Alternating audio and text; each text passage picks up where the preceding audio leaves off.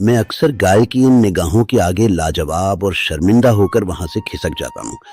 اب جب بھی گائے سے آنکھیں چار ہوتی ہیں میرے دلائل بے وزن ہو جاتے ہیں۔ وہ کہتی ہے کہ ایک ارب انسانوں نے مجھے خدا بنا رکھا ہے، مگر تم لوگ تو میرے قاتل ہو۔ میں سوچتا ہوں کہ یہ تعظیم اور پوجا صرف ہندوستان کی ایجاد نہیں ہے۔ ہزاروں سال پہلے مصر میں بیل کی پرستش ہوتی تھی۔ حضرت موسیٰ کے دور میں اور ہزاروں سال پہلے کے انسان گائے کی پوجا کرتے تھے۔ ایران کے زرتشتی اساطیر اور یونان میں زیوس کا بیل بننا، یہ ایک قدیم عالمی رجحان رہا ہے۔ انسان نے جہاں گائے کے لیے ایک ملک کو جنت بنا دیا ہے، وہاں کی موجودہ سیاست کی جہالت دیکھ کر لگتا ہے کہ اس تاریخی ملک کا نام کہیں گائستان ہی نہ رکھ دیں۔